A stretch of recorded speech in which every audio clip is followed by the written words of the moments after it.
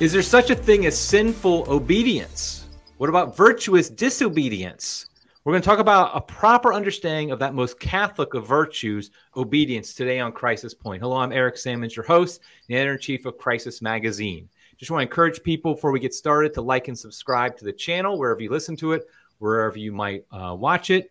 Also, I want to encourage people to follow us on the various social media channels. We're on a lot of them. Just recently, I was actually personally locked out of Twitter because of saying things that are hateful content, according to Twitter. So we're also on channels like Gab and Gitter and MeWe and all those places. So be sure to follow Crisis Magazine. It's at Crisis Mag. But let's go ahead and just jump into the topic. Today we have Pierre Kwasniewski. I'm not going to do a long introduction because I think everybody knows who he is. He's written or edited 14 different books. It might be more than 14 by now because every time I have him on, it's probably an extra one or two. But the one we want to talk about today is this. It's a short little book, almost a booklet, but it's deep. It has more than most books have in it. It's called True Obedience in the Church, A Guide to Discernment in Challenging Times. And it's from Sophia Institute Press. Thanks for coming on, Peter. Thank you for having me again. Yeah, you're along with Kennedy Hall. You're one of my three-time people now, guests. So thanks. I appreciate your availability. Now, I personally consider the issue of obedience and a proper understanding of it might be one of the most important issues in the church today. Mm-hmm. And to me, when I look at obedience, I feel like the history of kind of this virtue goes back centuries, definitely to the Protestant Reformation. I mean, I'm sure, since the time of Adam and Eve, obviously it goes back to there. But really in our modern times, the Protestant Reformation really formed our ideas of obedience, disobedience. But then you also see in the secular world this past century, because you have the example of Nazi Germany, where you have millions of people blindly obedient to a madman. And then just 20 years later, in the 1960s, you see a complete desire to abandon any obedience to legitimate authority throughout our culture. So we see these swings going back and forth. And I think what your book is trying to do is let's put obedience in its proper place, that we don't go to one extreme of Nazi Germany type obedience, but we also don't go to the 1960s. Let's throw all authority out the window. Exactly. Yes. And as you pointed out, I mean, there are many ways of putting this contrast, but one way of putting it is that we're living in a time that that alternates between legalism and lawlessness, right? Between authoritarianism and anarchy, right? You could put this in all sorts of ways. It seems like people either want to have no restraints, or they don't even want to use their minds. They just want to be restrained, just basically rule me, and don't ask me to use my faith and reason. And these are all deviations, right? Obedience is a virtue. A virtue is a good habit by which we rightly use our powers according to God's will. And God, God is a God of order, and he's a God of truth. And so obedience is always going to be a structure that begins with God and flows down through all of the legitimate authorities until it reaches the subject who is supposed to be obedient. Right. And I think like obedience, like it is interesting how our culture does seem to just go to these extremes, because of course you have the idea of, all authority is bad. We just don't want to do anything. But then we see the totalitarian nature of so many things going on in society, where it's like, I mean, just what happened with COVID, with everybody saying, okay, you have to obey these authorities, and big tech was saying, if you even dare question them, not saying they're even wrong, but just saying, well, hold on a second, let's look at the data. That was enough to get you banned, because you had to have this lockstep conformity, this blind obedience to it. And it just seems to be this schizophrenic idea. And you wonder if it's because when you go completely to freedom, this idea of like unbridled freedom, people start realizing how terrible that is. But then then you go to the other extreme of, okay, let's all obey. But then eventually you see how terrible that is. So let's go back to the other side. Yes. Well, I mean, let's put it this way, right? In modernity, freedom or liberty has an awful career. I mean, the great revolution that was supposed to bring freedom to all the French Revolution, and the slogan of which was, liberty, fraternity, equality, right? it ended up guillotining thousands of people, and and abolishing all kinds of rights, and introducing Napoleonic imperialism, which also wrecked huge parts of Europe. I mean, it was and if you look at a philosopher like Rousseau, Rousseau is talking about how wonderful liberty is, and how primitive man was just sort of walking around freely in the jungle, eating fruit, a sort of secularized Garden of Eden. But then Rousseau tells you, oh, well, once you join a social contract, right, and you've bought, and you've become part of a nation, then the general will, which is determined by the government, binds everybody, regardless of what you think, right? And so then that's what you're seeing with some of these COVID policies, like in Australia and Canada and Austria, right? It's the government acting, quote unquote, on behalf of the people and for their good, that is now dictating to them what they may and may not do, even down to having a foreign substance injected into your body against your will. I mean, that's insane, right? But that's where we're at. Yeah, and I think it really gets to the heart of, I was going to ask you what the definition of obedience is, but first, I think, like, what a good definition of obedience is. But first, I actually want to take a step back. I think we have to look, what is the proper definition of law? Because if law is just simply what the superior commands, the monarch or the dictator or the democratically elected government, whatever it might be, if law is simply whatever they command, then that changes what we think of obedience. Like, so how would we first define laws, like legitimate laws? Right. Well, basically you could say law is a precept of practical reason issued by a competent or legitimate authority, duly promulgated for the sake of the common good. So that's more or less what St. Thomas says in his famous treatise on law. And each of those parts is very important. So it has to do with practical action. When we're dealing with laws in the sense which we usually speak about them, not like the laws of physics, that's a different meaning and a metaphor or analogous metaphorical meaning. But if we're talking about laws in the usual sense, it has to do with our behavior, what we are supposed to do or refrain from doing. It has to be given by a legitimate authority, and that implies, and this is very important, within the sphere of that authority and about those matters to which the authority extends. And then duly promulgated, so it has to observe certain legal forms so that everybody is clear, this is what I'm required to do. That's why it's important, for instance, that there be no contradictions in the law or no ambiguities, right? Because if those things are there, then you don't know actually what the law is asking or demanding.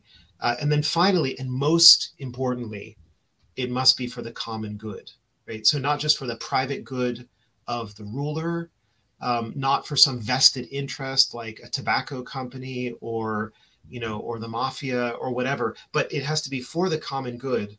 And this is something I would just point out. We can get into this more, but the idea is that a well-formed, virtuous citizen or subject will be able to tell in most cases whether a law is actually for the common good or not. Or they're able to find out. And sometimes it's clear that a law is egregiously contrary to the common good. So that's enough maybe for the definition. Yeah, so there we have law. So then obedience, and I think when it comes to obedience, I think everybody, if you really push them, they understand there are limits to it. I mean, everybody, for example, even the most hyper-papalistic or just, Catholic who just really is devoted to this idea of obedience would agree that you don't obey, for example, in a case of sexual abuse or something like that. You won't obey if it's committed with sin. In fact, that's often given as a definition is everything but sin. You obey in everything but sin. But how would you define, at least in a Catholic sense, how would you define what obedience actually is then? Yes. So I would define obedience as a virtue by which the subject in any context, in any community, the subject renders prompt and complete adherence to the legitimate laws given by the one in charge of that community, by the authority in charge of that community. So what that presupposes is that the authority is legislating for the good of the governed, the good of the people, and also that our reason and our faith and our conscience see nothing in what we're being required to do that actually conflicts with the law of God, with the divine law, the natural law, other relevant laws, whether they be canonical or civil laws, right? So we're sort of living in this framework. I guess I would put it this way. Every human being, it's easy to talk about human beings because that's what we know. Every human being is actually located or situated in a kind of complex, like a multi-dimensional domain of authorities, right? We're under God's authority first and foremost and always, and he tells us what he wants us to do in his divine law.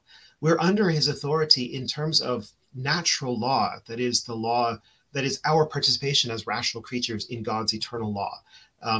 And similarly, we are always citizens of some government. I mean, I doubt there's any human being who isn't a citizen of some government. You know, I don't know what, you know, you'd have to be like, I don't know how that would even be possible, right? So we're all bound by civil laws. And then those of us who are Catholics are bound by canon law and by whatever the Pope and the bishops and pastors do legislate in accordance with canon law. So you see what I mean? We're subjects in many different ways and under many different authorities. And what's important to see, if we don't want to have this picture of chaos, is that there's a hierarchy of these authorities, right? And that's in my little booklet, as you know, there's a nifty feature that was suggested to me by an editor at Sophia Institute. Oh, the chart, yeah, the pyramid. Yeah, that was excellent. Making a pyramid that talks about, you know, it starts with God, the eternal law, then goes to the revealed divine law, natural law, human ecclesiastical law, human civil law, family rules, and other rules, policies, and standards. So it's an attempt to present the entirety of the kinds of demands that will be placed on us as human beings.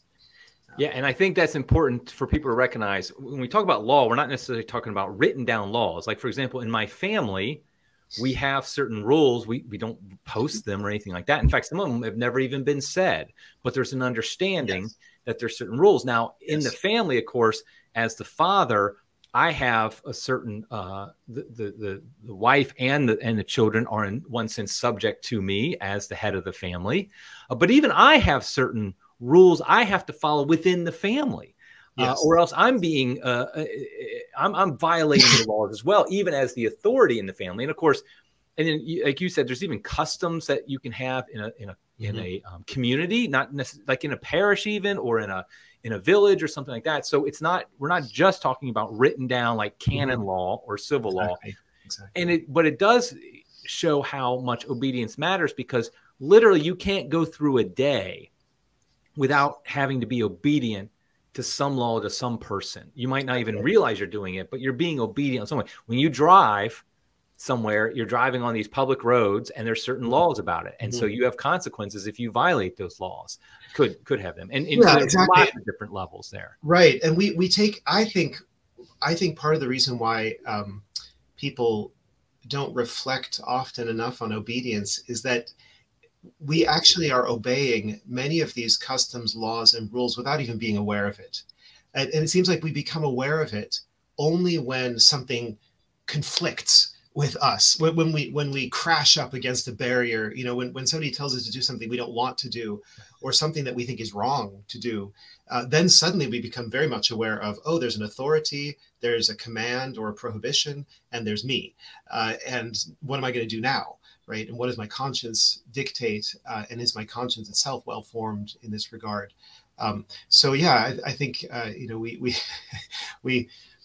need to become more conscientious about the virtue of obedience and about what authority resides in, where it comes from, in order that when these moments of great conflict arise, we'll be prepared to make good, rational, prudent, and courageous decisions. I think one of the first arguments kind of against what you're saying.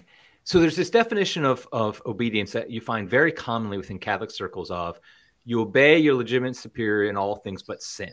You hear, I hear that a lot myself. I see that a lot, where it's like, so if the Pope tells you to do something, as long as it's not a sin, you have to do it. Or if a bishop tells you or something, a bishop tells a priest something, he has to do it unless it's a sin.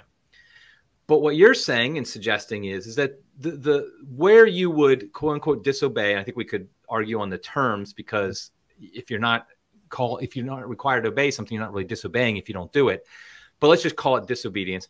If you disobey on something because you believe it is outside maybe the sphere of authority of your superior or something like that. Yes. Well, doesn't that then just denigrate into Protestant private judgment? I mean, that's, I think, the argument against this is by having this strict thing of if it's not sin, you obey, it's pretty easy in general to follow that. Whereas if all of a sudden now you open it up to like, well, if it's this or that, how is that different from the Protestant who just says, well, I follow my private judgment on what is right and what God wants? Well, I mean, I think the problem is that there's a huge amount of territory between blind servile obedience, as long as the 10 Commandments are not violated, and Protestant private judgment. I mean, those are two really far distant poles.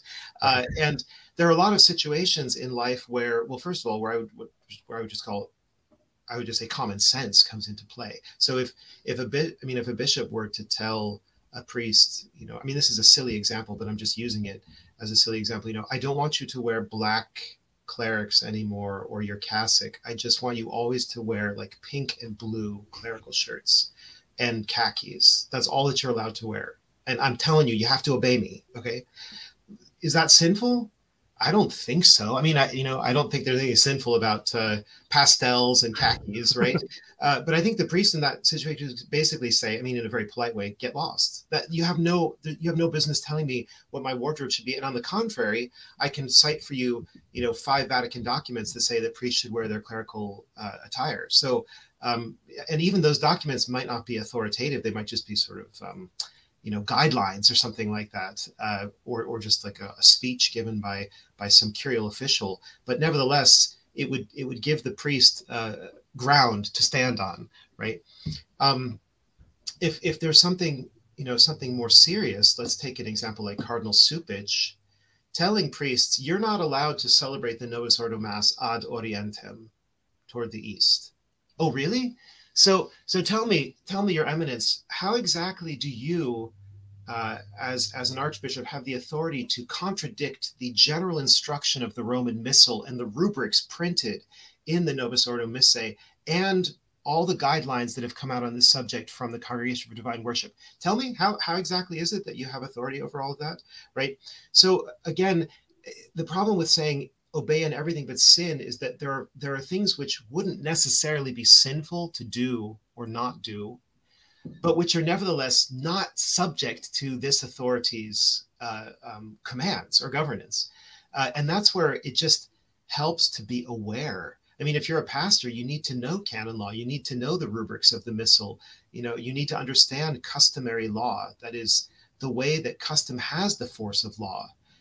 And that's even recognized in the canonical tradition. Sometimes the custom can trump written laws, right?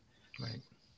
And I wonder, I read something, I don't know where it was, but it talked about that part of the history of thinking on the virtue of obedience in the Catholic Church really took like a turn in response to the Protestant Reformation.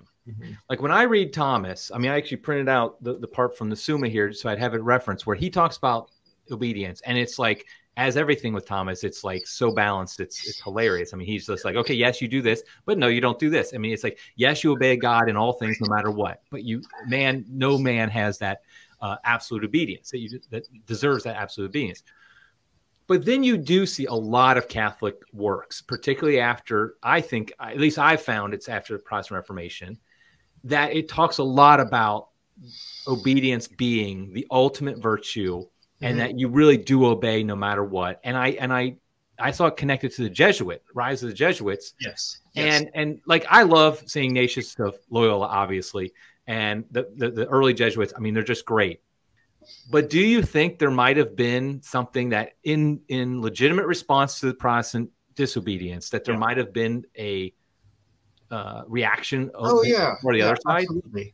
No, I mean, for sure. The Protestant Reformation unleashed private judgment, unleashed free independent inquiry into Scripture. Scripture means whatever you and the Holy Spirit think it means. I mean, it was a disaster. It was like pulling the linchpin out of Christianity, and it all falls apart. It's like taking the soul from the body, right? That's why there are 30,000 denominations of Protestants. They can't agree about very much, and maybe about the Trinity and the Incarnation and the redemptive passion or something. But it's pretty much open game from there.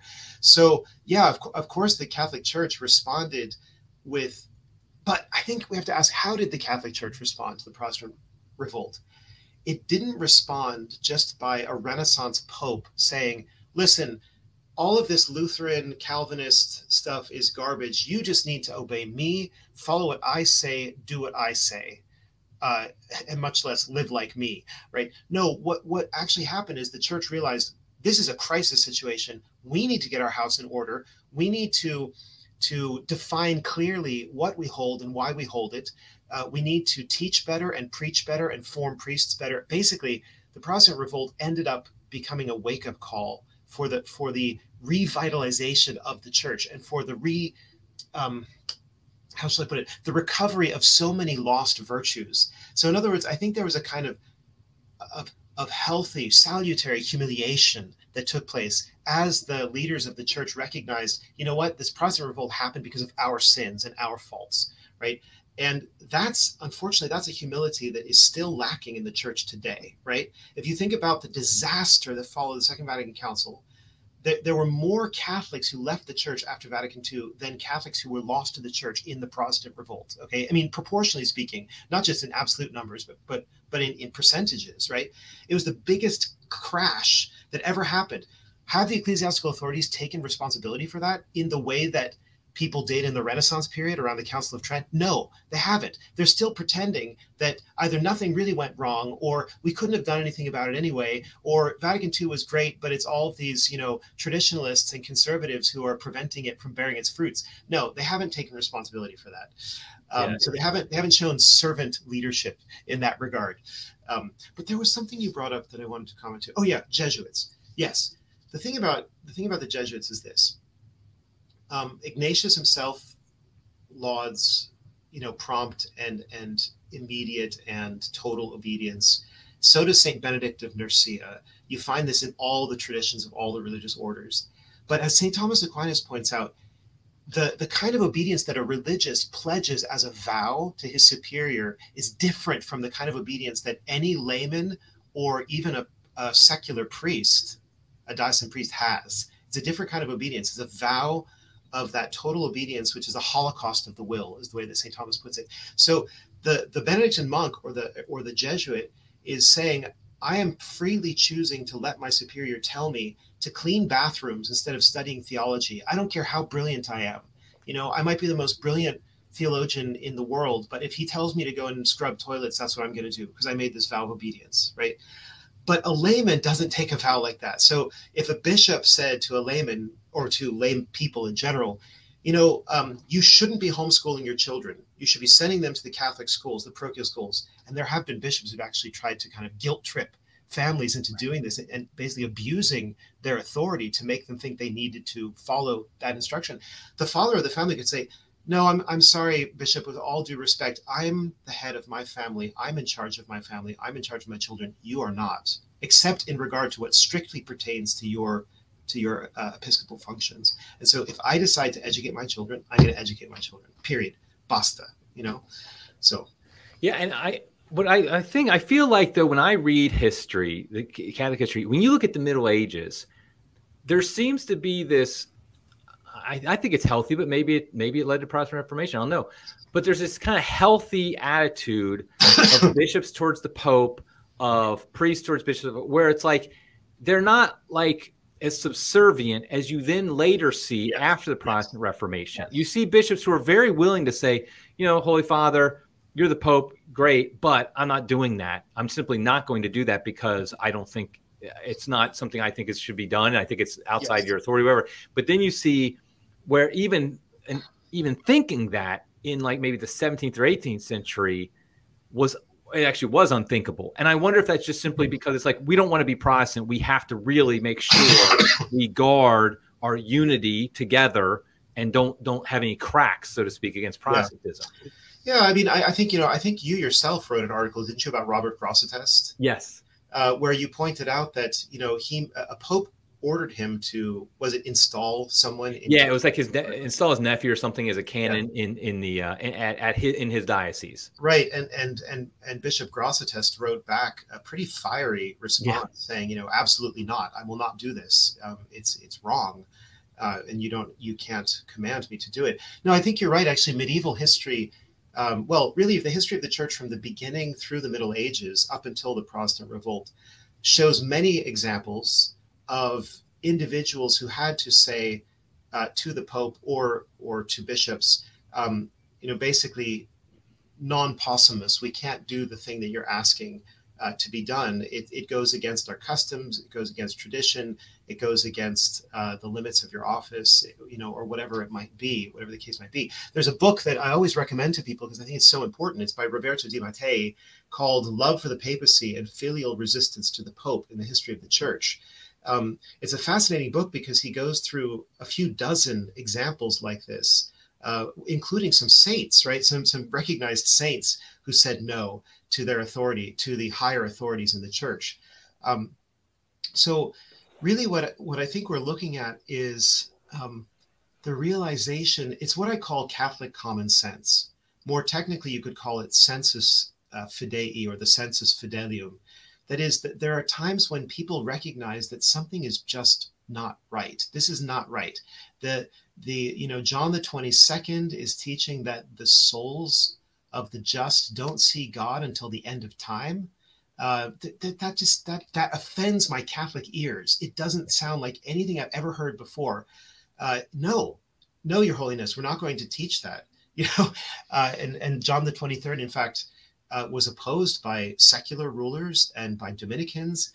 And he apparently, I think, even threw some of them in jail. He threw a Dominican in jail, at least, for having opposed him on this question. But the Dominican didn't budge. I mean, he wasn't going to just obey. And similarly, I believe that there was a king at the time who threatened the Pope and said, if you don't renege on this heresy, on this error, I'm coming after you, right?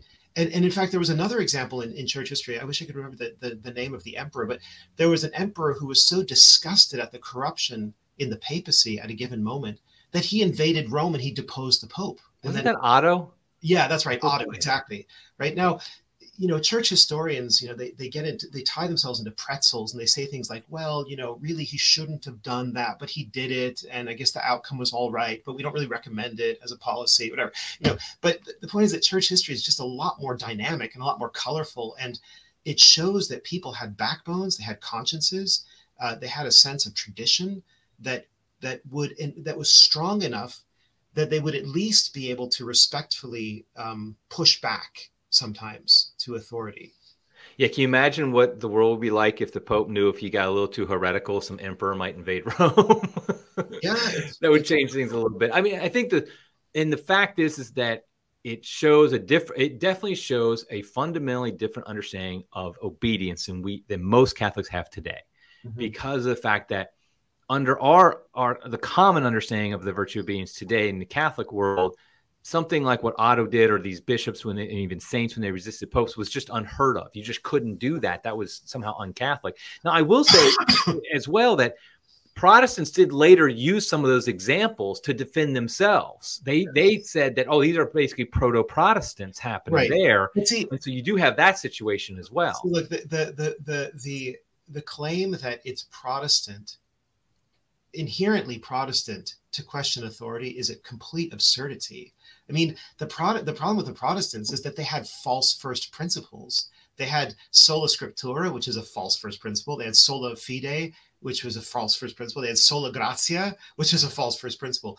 And all of their disobediences followed from their false principles. Okay, with a Catholic who today says, I'm not going to do this thing that I've been told to do because it conflicts with authoritative Catholic teaching from the past, or a universally accepted practice or tradition. That's an anti-Protestant response. That's a Catholic's response to a church leader who is acting like a Protestant, if I can put it that way. Right. Now, within the church, just let's confine it now to just within the church. Now, I would argue then that there are a couple different types of demanded obedience among different people. So, for example, there's a bishop to the pope. There's a diocesan priest to his bishop. There is a religious to his or her superior. There's a lay person to the pastor, to the bishop, and to the pope. I guess there's everybody's obedience on some level just to canon law as an entity, just the laws in canon law. So that would be to the kind of the magisterium and what's set up like that.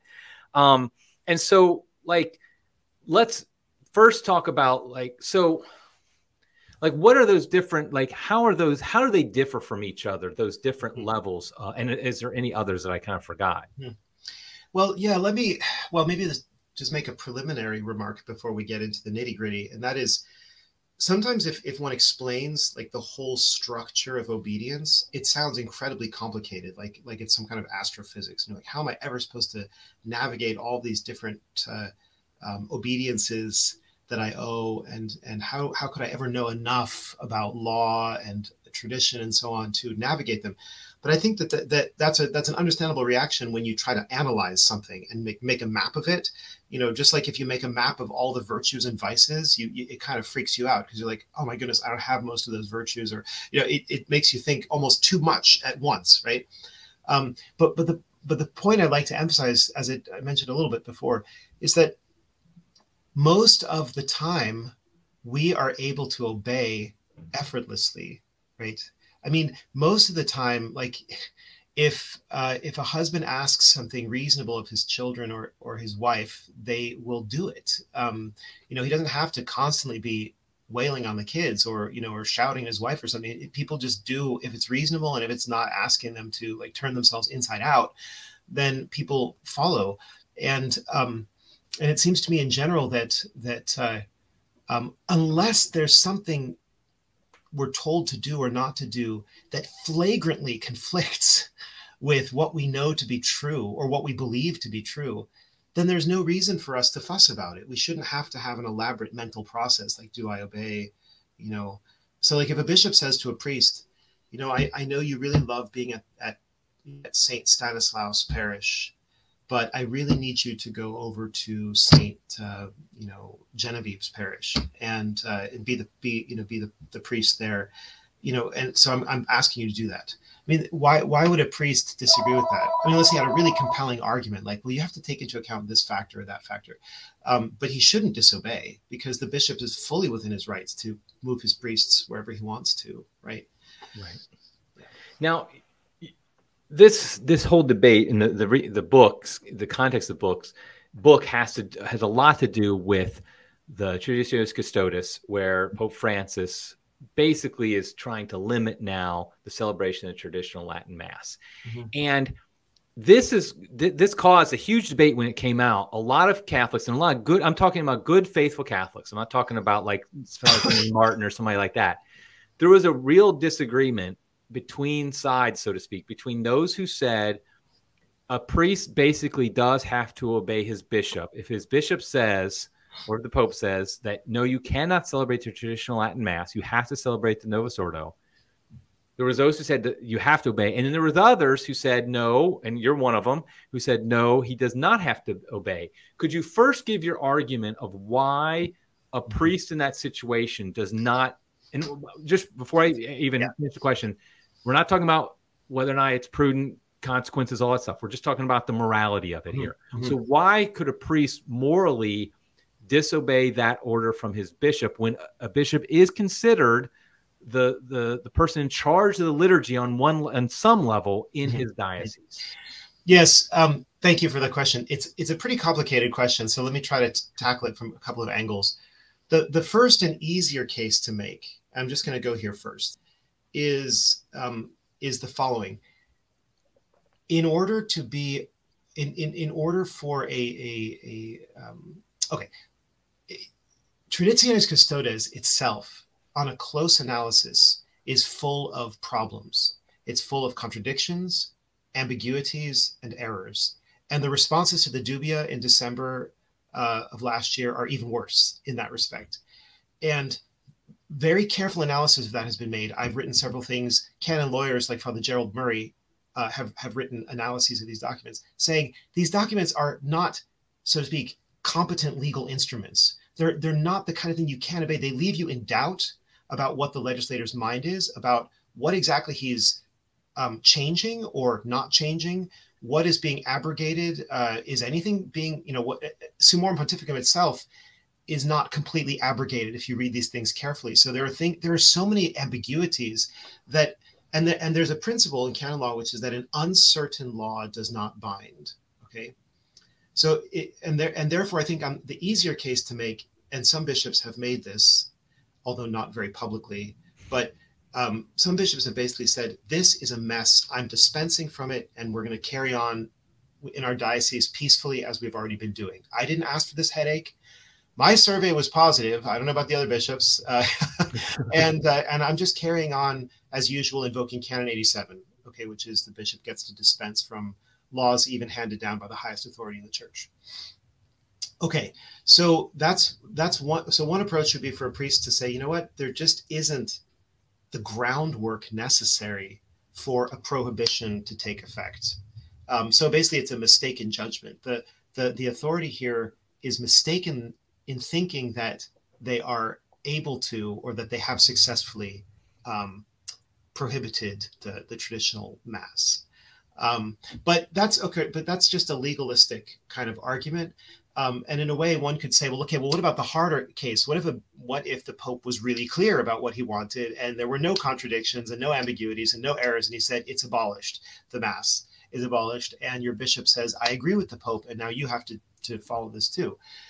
That gets into a major theme in my book here, my booklet, and that is the relationship between authority and the common good. Basically, what I argue is that authority exists. The reason authority arises is you have a community, and the community has a good common to all of its members, and some member has to take charge of that good in order for the whole community to move towards the good and to possess it in an orderly fashion. That's the origin of authority. If everybody, somehow had sort of infused knowledge about everything they were supposed to do and how to pursue it, then there would be no need for authority. So authority is kind of like a shepherd who guides the sheep in the right direction. But these are rational sheep, of course, and they participate in the common good. They're not just brute animals. So in the church, too, the same thing is the case, right? The Pope, the papacy, and the episcopacy exist to preserve and protect the common good of the church, which means the common good that belongs to each and every one of the faithful. Even the lowliest baptized baby possesses that common good, just like the Pope and the bishops do, even though we all have different relations to it. Some of us are in charge, some of us are not. And then the next step is to see that liturgy, the tradition of the church belongs to her common good. And the traditional liturgy in a super abundant way belongs to the common good of the church. That is to say, the good that has always been recognized, treasured, loved, handed on, right, without exception, down all the ages of the church. And so it seems to me that this is the basis of Pope Benedict. Pope Benedict's famous statement that what was sacred in the past remains sacred and great for us too, and it cannot be forbidden, or declared harmful, or even declared harmful, but must be given its due place in the life of the church. So Benedict's statement is a theological, comprehensive, objective statement. It's not a disciplinary judgment. And I think it's rooted in this idea of the entirely positive attitude that Catholics should have towards their own heritage. And that's the basis on which I argue in some detail. Obviously, I go into detail on this, that not even a pope or a bishop has the authority to abolish the traditional rite of the church, or any traditional rite of the church. Now, okay, so let's get a little bit, a specific example that will not even touch upon the traditional Latin Mass. But let's say, for example, the Pope and the proper authority, this was all done, let's say it was all done with the right, not ambiguity, decided to say that in the Novus Ordo, you are now forbidden to celebrate Ad Orientem. Mm-hmm. Okay, like, so it's not just a soup pitch or something like that just saying it, but the Pope actually says we're going to make it now that the only proper way to celebrate the Novus Ordo is ad orientem.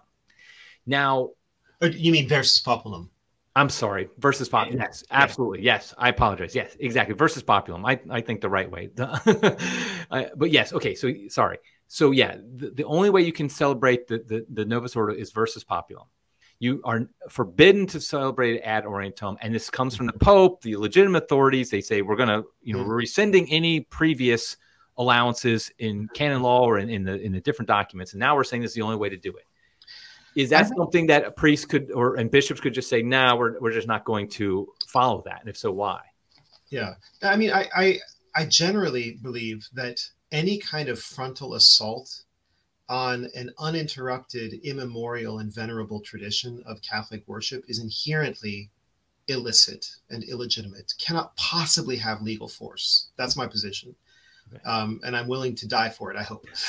It's because what you're doing there, if you actually say that tradition is completely malleable and plastic and has no standing whatsoever, and that the Pope has complete and unlimited authority over anything that has to do with the worship of the church, no matter how, no matter what the record of history and the practice of the saints and the theological defenses have been, then I think what you're doing is you're just making Catholicism into the play toy of the Pope, to use an expression of Bishop Mutzerts of the Netherlands, right? It's making a mockery out of Catholic tradition, and it's something that would justify every Eastern Orthodox and every Protestant person to never become Catholic if that's what the Pope can do. And I feel passionately about this because, I'm a trained philosopher. Okay, philosophers take reason seriously. They take truth seriously. They take consistency seriously. And what we see, unfortunately, with recent pontificates, and I mean this is going back now for 5-6 decades, is this kind of like ping pong match, between different popes, where it's like, okay, now this is allowed, now this is forbidden, this is good, now this is bad. The church was actually wrong for 500 or 1,000 years. I mean, it's a joke, right? It's a caricature, and what we need is popes who can actually embrace and defend and promote the great tradition of the church. Saint Basil the Great, okay, who was writing in the 4th century, St. Basil the Great says in his treatise on the Holy Spirit that worshiping to the East was handed down to us by the apostles, okay? And every church father says the same thing, okay? This is an apostolic custom. And in fact, Basil uses eastward prayer as a way to prove the divinity of the Holy Spirit. How's that? Because he says, look, you all accept, the heretics who are disputing the divinity of the Holy Spirit, you accept that we should worship eastwards, right? Well, guess what? We believe the divinity of the Holy Spirit for the same reason that we believe that we should worship eastwards. I mean, wow. That's enough to like blow your mind, right? When you see that kind of argument in the church fathers. And it makes you realize how absolutely without force it is for a pope to go against that unbroken witness. And I've heard like that, the argument that if it's apostolic in origin, it's St. Irenaeus, of course, in the 2nd century was saying that. The reason we believe this is because it was handed to us by the apostles. And so if it's apostolic origin, I've heard it argued that therefore it can't be abrogated by popes or anybody like that. That's right. And look, I mean, the church fathers were ultra conservative, okay? They were not like Hans Kung and Edward Schillebeeckx and who knows what other modern theologians who just make things up, or Teilhard de Chardin, we're in a new era in history, we need to make up a new theology, a new liturgy, a new this and that. No, the church fathers were fiercely conservative. So when they talked about having, let's say, subdeacons and deacons, right, that wasn't because somebody one fine day woke up and said, let's invent this office of subdeacon and acolyte and lector. No, it's because for as long as anyone could remember, there were lectors and acolytes and subdeacons, right? I mean, the church is inherently conservative. And yes, there may have been a moment, just like there's a moment in the Acts of the Apostles where deacons are introduced, right? But under divine authorization, obviously under divine inspiration. yes, there was undoubtedly a moment when the church saw the need to create subdeacons, that is basically servants to deacons, just as deacons are servants to priests, right? But once that office came into being, you know, through the experience of worship and of liturgy and through prayerful discernment, and once it existed, nobody dreamt of deconstructing it and getting rid of it. So that's what we have to understand about church history in general, is that it's additive. It adds, the liturgy grows over time, becomes more and more splendid, more and more expressive, more and more beautiful, more and more doctrinally rich. But you don't ever have somebody coming along and just hacking out big pieces of it and saying, no, we don't need this stuff anymore. This is too much claptrap. We need a simplified, abbreviated, efficient, utilitarian, you know, mechanism. No, nobody ever did that until the 20th century. So I'm probably getting nitpicky here, I admit, but I'm trying to make sure it's very clear to where our lines are, what popes in the church can and cannot do, particularly when it comes to the liturgy. So we know, for example, certain aspects of the liturgy are of apostolic origin. In the East, I think it's pretty much well established that the Roman canon in general is apostolic in origin. But then we do have a lot of things that, let's say, from the time of the apostles to the time of, you know, right after the apostles to the time of maybe, let's say, Gregory the Great, where things were being added to. For example, I correct me if I'm wrong on this, but I think, like, for example, the Agnus Dei, maybe the ninefold Kyrie, things like that were later in the sense of after the time of the apostles. They don't have truly specifically apostolic origin. Yeah. But yet I think probably, wouldn't you argue that those things aren't something that that the Pope really can just say, okay, we're not going to have the Agnus Dei anymore in the Mass because of, or is that like because it's not apostolic? Or how do we have our principles that we can't get rid of that, for example? No, I think so. Basically, I think the reason why Catholics are so tempted to have a simplistic notion of obedience is that it actually requires a certain amount of hard work and there are prudential decisions in thinking through what can a pope do and what can't he do. That is, it's easier just to say, well, he can do whatever he darn well pleases, and you have to just suck it up. It's easier to say that than it is to say, well, a pope, it seems like popes can and do and maybe even should make minor changes. But if they make like a huge raft of thousands of changes all at once, that's a really bad thing. And that's harmful to the church. It's contrary to our common good, and it should be resisted. Do you see what I'm saying? Right. It's like you can't escape. I think you cannot escape a certain amount of prudential judgment about whether a pope is being reckless or not. Right. And this is recognized by the theologians, by people like Suarez, Cajetan, John of St. Thomas. They all say, if the pope is attacking the common good of the church, you can resist him. Well, that presupposes being able to recognize that a pope is attacking the common good of the church, right? And I think that, you know, there were Catholics in the 1960s, fascinating to study the mid-60s, right? Because what was happening in the mid-60s? Well, Vatican II was just finished or finishing up, and it was before the Novus Ordo, but all these liturgical changes were already being imposed, including the vernacularization of the liturgy. So after what, 1700 years of worshiping in Latin everywhere in the world, the Church of the Latin Rite was chucking out Latin for the sake of scores of vernacular languages, right? There were Catholics in the mid-60s who were strongly protesting against that and saying, this is deeply antithetical to the unity of the church, the stability of the church, the integrity of the faith, you know, the solemnity of the liturgy, right? This is bad stuff, okay? You know, and their consciences would not let them be at ease with a vernacular liturgy. And anyway, so just what are the limits to what a pope can do? Well, I don't know. It seems like in history, popes do various things, and if what they do is reasonable enough, you know, then they don't get any blowback for it. And if it's ridiculous, as some things have been, then they get blowback for it. Do you see what I mean? It's not like you can come up with some kind of Newtonian equation that's going to cover this. Yeah, it's interesting because these debates are occurring about obedience in a situation that shouldn't exist.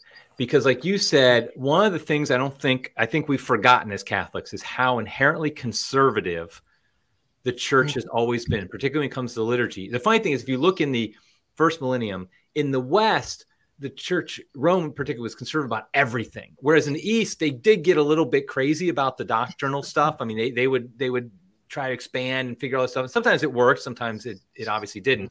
But when it came to liturgy, both East and West, it was like, oh no, you can't touch that. You can't make changes. And so these changes happened very slowly, very organically. And then eventually it was kind of like, we're not even going to touch it. Cause like people rail on or critique the West because in the 16th century, when Pius V, right? Yeah. When he kind of locked it down, so to speak, he didn't he didn't create it. He just kind of locked it down. But the truth is the East is the same way. They just did it naturally. I mean, it's not like the Eastern liturgy has changed forever. Yeah, I mean, there are complicated questions there too. But let's just put it this way. And this is something that I love to tell people, and just to get them to think about it, right? For over 1,500 years, so for 3/4 of the existence of the Catholic Church on the earth, Catholics in the Latin West, in the West, worshipped with liturgical rites that were never approved by a pope. They weren't even approved by bishops, at least explicitly, right? They were worshiping with rites that were simply handed down to them, that had the force of custom, which, as I said before, is a considerable force, and which were seen to be right precisely because people had worshipped with them for such a long time, okay? And that was a basic confidence in the guidance of the church by the Holy Spirit and by divine providence. We didn't need a pope to be sort of looking over our shoulder as if we were like permanently infantile, right? Like we can't actually recognize liturgy for when we see it. And so the Pope has to always be there over our shoulder saying, oh no, I approve that. I approve that. You're allowed to do that. You're allowed to. No. For 1,500 years, that was never the case.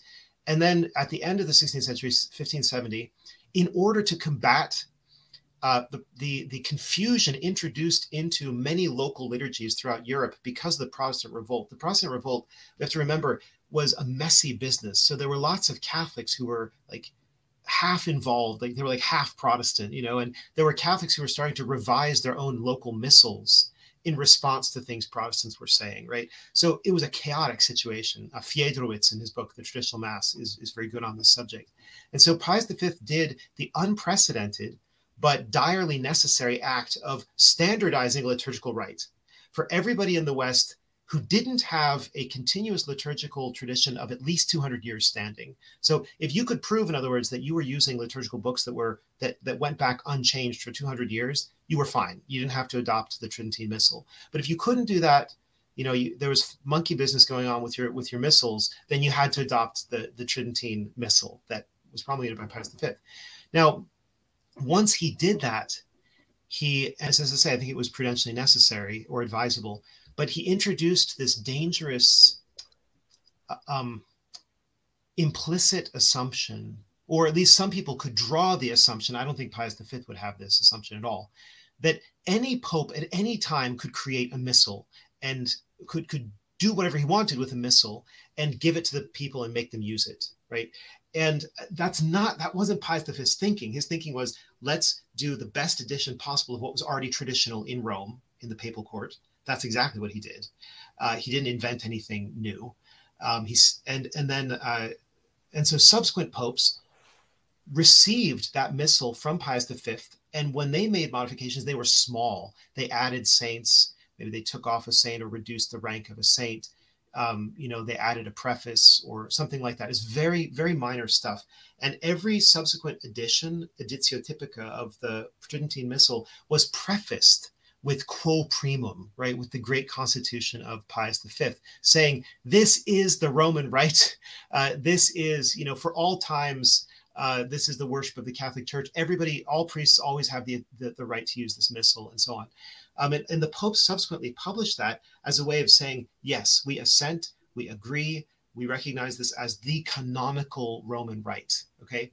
So, I mean, when you start to ponder the implications of these things, that is the force of 1,500 years of tradition combined with the force of another 400 years of popes explicitly or implicitly embracing the same Roman rite, the Tridentine rite, then you're going to have, I think, that's when you have a serious crisis of conscience about what Paul VI did in the liturgical reform.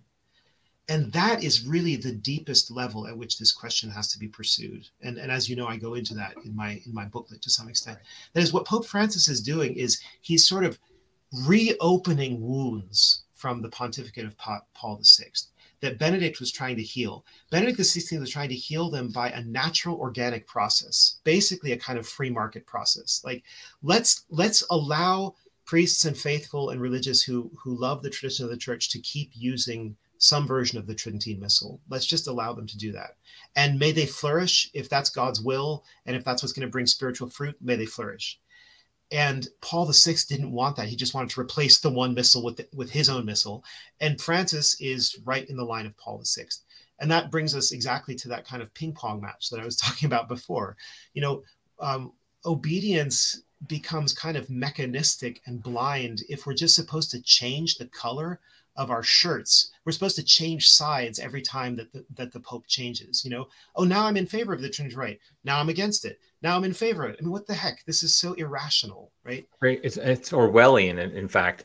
Yeah. I also think that it's fun. It seems, based on what you just said, I just had the thought that it's almost fundamentally wrong to call it the Mass of Pius V, which I've heard that term, of course, because it's not his Mass. But to call it the Mass of Paul VI, that actually is somewhat accurate. Exactly. And because that's the difference, and that really gets getting back to the issue of obedience. There's a fundamental difference between what happened in those cases, because what Pius V said to people who were using these more innovative new liturgies wasn't saying, okay, you've received this all the way back to the apostles, and now you have to do something different because I say so.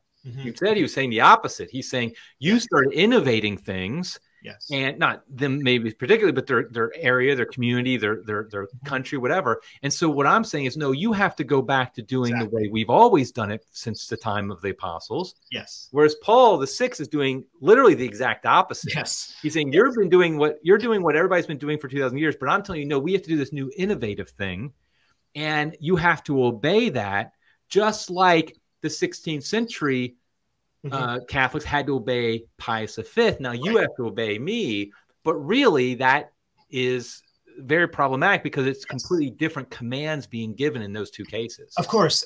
I mean, and it's really important to point this out again and again and again, that what Pius V did and what Paul VI did were absolutely opposed to each other.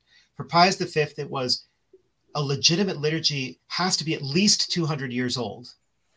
And the Roman liturgy deserves pride of place because it's at least 1600, you know, well, I mean, at that time it would have been like now it's 1600 years old, but at the time of Pius V, you could say at least 1100 or 1200 years old, because, and I say that because yes, it originates with the apostles, but also it seems like Latin liturgy as we know it was born in the 4th century. Right. So that's why I just, I modify my millennia, my centuries in that way. But yeah, whereas Paul VI was saying, forget about the fact that we have a liturgy that's 1600 at least or 1700 years old. You have to use my liturgy that was just compiled yesterday, right? And therefore, the only argument behind the Novus Ordo is papal authority, sheer, untrammeled. I say so because I'm the Pope. L'Église, c'est moi, right? That's it. It's and it's like Louis XIV, okay? And you know what? This is not a Catholic view of the papacy. It never has been. It's an abusive view. And that's why I think the whole question of obedience surrounding the liturgy, people get bogged down too quickly in legalism. And they want to know, like, what canon allows me to do this or whatever. And they have to step back and look at the big picture and look at what's rational and what's traditional versus what is nominalistic and voluntaristic and irrational, really. There's a million other things we could still cover, but what I want to maybe finish it on is, let's address though the practical reality that if a priest decides, like a priest in Chicago says, I'm not going to do what you said, or down in Florida, the bishop down there said, you can't do ad orientem. He says, no, I'm going to do it anyway. Practically speaking, I think we all know exactly what would happen to that priest. We have the phenomenon of canceled priests. Yes. And I think that's exactly what would happen. And so realistically, what is, and because we're not talking about morality anymore, we're talking more about just the prudential decision. Exactly. And so what would you say to priests in these terrible situations, even now? I mean, it could get worse. We don't know. but even now where they're being told that you can't do something which they know they can disobey virtuously. But what do you say to them? Right. No, it's as you said, it's an excruciating set of questions, because even though there are certain things that could be justified in terms of not obeying particular commands, it's also not always required that one would disobey in those situations. That is, one can voluntarily accept the lesser of two goods, or one could voluntarily accept an imperfect situation as long as it wasn't requiring sin. And in your conscience, you didn't think you were being required to sin. So in other words, it's not just because we've established that every priest has the right that no pope can take away from him or no bishop can take away from him to celebrate the traditional mass, doesn't mean that in every concrete case, the priest should be willing to sacrifice everything in order to do that. However, I think in our times, it's crucial, more crucial than ever, that there be more and more priests who don't let themselves be pushed around, who don't let themselves be stepped on and their rights denied, and a false theology and a false ecclesiology of legal positivism be promoted. Because if all priests just go along with these abuses, it's just like with the sexual abuse crisis. I think it's a very close parallel. The liturgical abusiveness that's been happening and the sexual abuse crisis. The more people who tolerate it and who consent to it silently and implicitly, the worse the problem is. The more it becomes sort of hardened and like a permanent feature of church life, right? Which we don't want to be the case. And I can tell you that I don't know how likely this is, but if there's such a priest shortage right now, that if enough priests in a given area said together, we can't accept this unjust policy, we ask respectfully for it to be changed, and otherwise we are all retiring. We've saved up, we've got lay people who are going to help us, and we're just going to go into early retirement. If enough priests did that, you better believe that there would be some pretty quick changes going on at chanceries. Either that, or the dioceses would just drive themselves into the ground, and they'd have to be rescued later on, right, by traditional priests. Let me just give you a concrete example of somebody who did this. So I'm not just talking, in sort of la land. There's a famous priest named Father Brian Houghton, who wrote this incredible autobiography called Unwanted Priest. It was just recently, the English manuscript was just recently rediscovered, only a couple of years ago. It was written back in around 1990, but the English manuscript was lost, and then it was rediscovered a couple of years ago, and now it's been published. It's published by Angelico Press. First of all, he's a fabulous writer. It's a hugely entertaining book, but this was a man of such high principle, and he was very generous. He worked so hard on his parishes. He wasn't lazy at all, but he was of such high principle that he told his bishop in the mid-60s, he said, if they ever touch the canon of the Mass, if they ever change the Mass, into something else, I am going to resign. I won't do it. And on midnight of November, I think it was November 29th, November 30th of 1969, when the Novus Ordo officially went into effect, he resigned his pastorship, and he retired. He retired to a little town in France. And because in his conscience, he would not do the Novus Ordo. He simply would not do it. And the Lord blessed him there. The Lord blessed him with a congregation. He wasn't even expecting it. The local bishop ended up saying, oh, I'm fine if you say the old Mass. And he had a whole bunch of grateful French people who formed a congregation for him. So his priesthood continued to be pastorally fruitful, even though he was planning on just reading and writing and praying, But basically for him, the Mass was so important. Remaining faithful to tradition was so important that he would not give that up. He gave up his pastorship instead of giving up the Mass. And I personally believe that we need that kind of heroism. We need that kind of courage, and that the lay people themselves will do anything for priests who have that kind of principled and courageous stance, right? I mean, we will support you, you priests, and we will find ways for you to still be pastorally fruitful. Yeah, I think that's a great point. I think we're going to end it on that, in fact, because I do think, because of the fact that we have such a bad understanding of obedience, and more importantly, because of the fact that authorities are abusing this virtue of obedience, that it's going to take heroism. It's going to take courage to actually to right the ship, so to speak, because it's not going to happen overnight. The first wave of priests and lay people who say, no, this is just not something you're allowed to do, they're going to be hit the hardest, because that's the way it works. But hopefully over time. But see what happened, just briefly, because I know we have to finish, but what happened when the first generation of traditionalists in the 70s said non possumus, right? This is one of my favorite phrases. We're not able to go along with this crazy reform. Then, you know, you're right. The book was thrown at them. You know, they were punished, they were suspended, they were excommunicated, whatever happened in various cases. But they didn't. They persevered. They didn't give up. They didn't roll over and play dead. They remained faithful to Catholicism, to the Catholic faith. And over time, there were more and more of them. And that's why John Paul II had to reach out and give the indult. And that's why Benedict XVI called it, you know, wrote Summorum Pontificum after having been part of that Council of Cardinals, you know. And so really, I think Traditionis Custodes is a temporary phenomenon. If tradition-loving Catholics remain staunch and committed, there will be a future pope who will have to undo this. Right. Amen. Okay, well, I want to recommend, where is it? Here it is. I want to recommend everybody to check out Peter's book. I will link to it in the show notes, of course. True Obedience in the Church, A Guide to Discernment in Challenging Times. I want to say it's an easy read, and it is, but I don't want to just diminish the fact that this thing is thick. I mean, it's thin, but it's got a lot in there. And so you're going to be able to read through it in, like, you know, 1 or 2 sittings, but then you're going to go back, you're going to go through there's many endnotes in here that go into more details. So there's a lot here in this little book.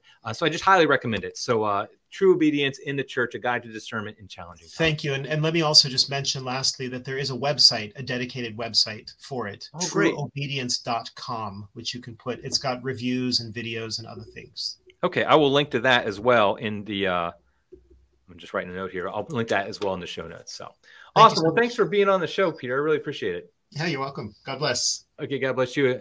Till next time, everybody. God love you.